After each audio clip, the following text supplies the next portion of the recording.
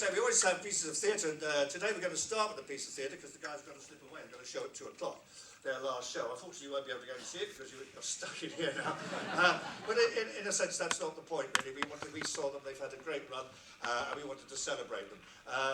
This is called the Tarzan Monologues, and they bill themselves as 5 politically incorrect African actors, interspersed with drums, music and dancing, touching upon everything under the sun and then some. Funny, sometimes poignant monologues about money, sex, relationships, ageism, societal pressures, and infidelity. Men unveil truth after truth. This has been just reviewed in the Scotsman. I don't know whether you've been reading the Scotsman, but I find the 3-star category really confusing. You'll get something going, oh, this isn't very good, 3 stars, or this is amazing, 3 stars. I don't get it. I really don't get it. It does expose how stupid a star system it is.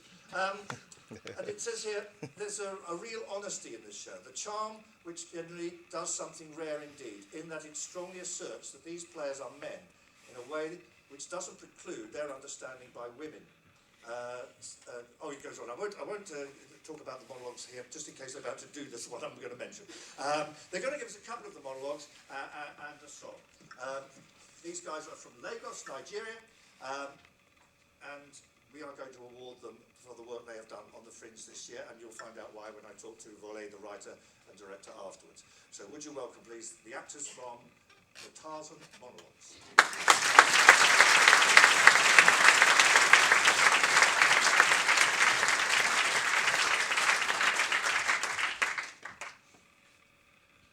She offered her honor. He honored her offer. And all night long they stayed up, Offering and honoring. baby, please give it to me.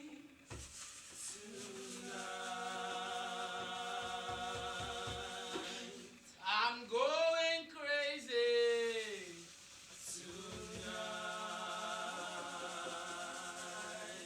Let me be your lover.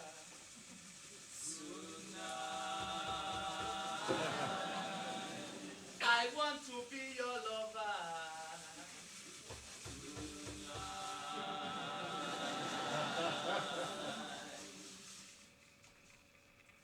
Oya Limpopo, Baby, baby, go Limpopo. Oh yeah, Limpopo. Baby, baby, go Limpopo. 'Cause you know Limpopo. Baby, baby, go Limpopo. Oh yeah, tonight, tonight. Oh yeah, Limpopo. Baby, baby, go Limpopo. Oh yeah, Limpopo. Baby, baby, go Limpopo. 'Cause you know Limpopo. Baby, baby, go Limpopo. Oh yeah, tonight. sometimes a man comes visiting to spend a night, to spend a few days, and when he leaves, he packs his things. His toothbrush, his t-shirt, his cufflinks. He goes over the land seeking to leave no trace, no DNA. It is a man thing. Inexplicable. Eyes searching, he goes to the bathroom, to the bedroom, to the living room. And for the truly obsessive, he has a list of all the things he bought. And then he leaves, like a phantom, like a specter that never was there. And when he leaves, all you have left is the faintest trace of his cologne. Sometimes a woman comes visiting to spend a night, to spend a few days. But when she leaves, she never leaves. All over your home there are booby traps. Hidden cages set for the wailing. Scents dropped so that her kind will know that this is her territory. That there was another on the scene so that her kind will keep away. In your bathroom is her perfume. Hair from her brush in your rubbish bin. Loose pieces of weave conspicuously positioned. No man can notice this display. He does not know how to look for that. But no woman will miss it. It is all they can see. There are items of underclothing under your pillow. Loose pieces of brunette hair under your duvet. Waiting for the homely female that will come and make your bed. Do not mistake any female as helpless, as incapable. When they enter your home, they are the hunters, and you are the haunted. I know one day, it go better, it go better, it go better, it go better for me. I go get money, I go get speaking. I know one day, it go better. One day, I will go to America. I will buy a house. I will buy a car. And I will buy a gun. Things are hard for me here, brother. There is no work, no food. I sell anything I can, but the profit is too little. They share the money before it reaches me on the streets. Those people that carry siren around. Those ones that fight for higher salaries before they make the laws. Those ones that never get arrested. But one day like this, I will go to America. Then I will go to London to see the Queen. I will go to the Old Trafford to watch Arsenal play Manchester United. And I will sing all those songs I hear on television. David Beckham, David Beckham, do you take up the Arsenal?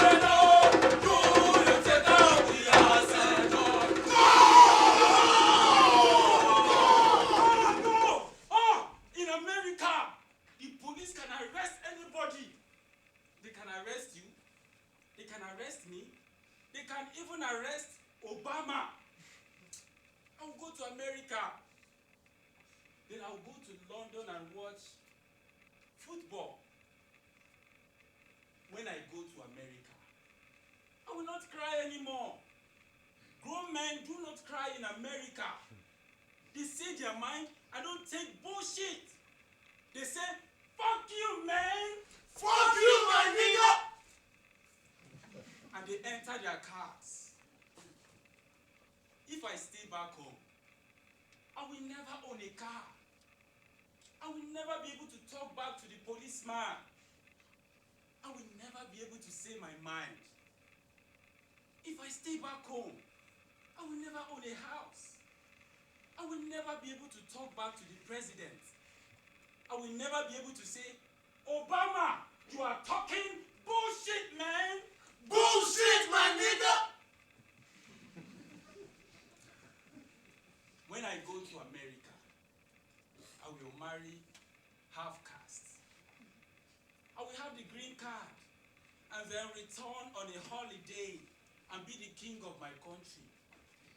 I will go to the parties the politicians and the generals throw, and they will respect me because I am from America, and I am now the king of my country.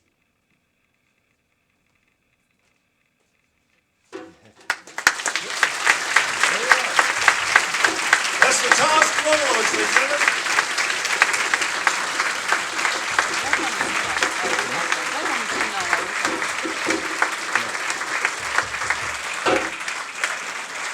Tarzan Monologues, all the way from Lagos, Nigeria.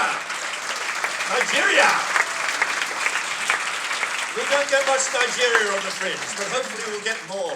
I'm going to bring down Vole Oguntoken, who wrote the piece and directed it. Vole again.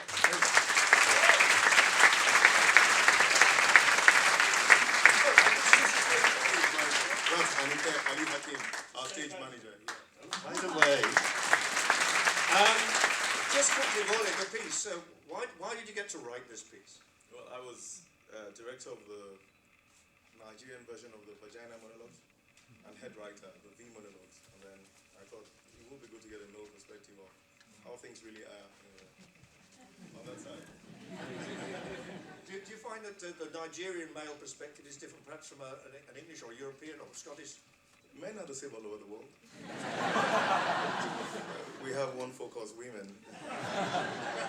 But you know, there are some, it's like languages and culture, there are some colors added to it. I was just, I wasn't sure which monologues you were going to do because there was, in this review it had some of the monologues are viscerally affecting from the man who wants no more children even though his wife is determined to keep producing them.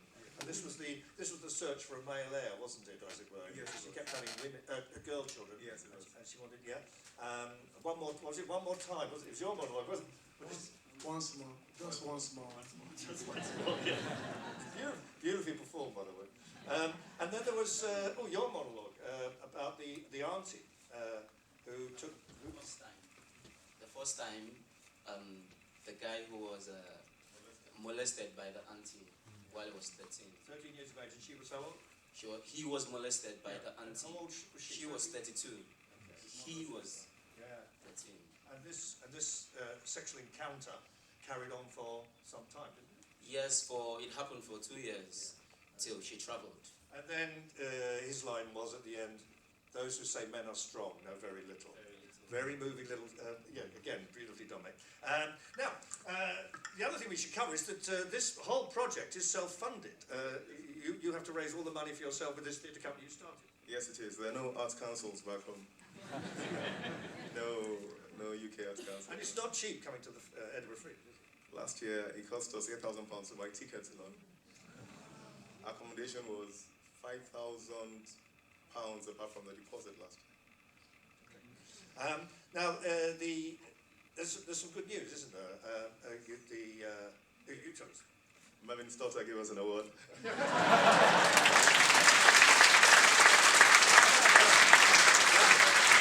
No.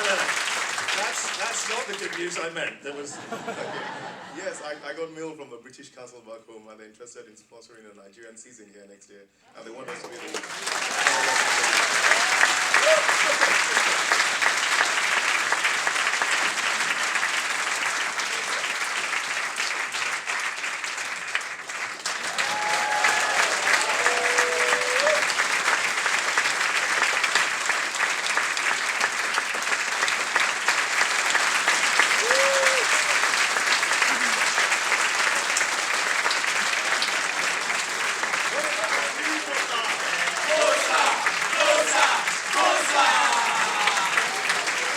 The Tarzan Monologues, ladies and gentlemen.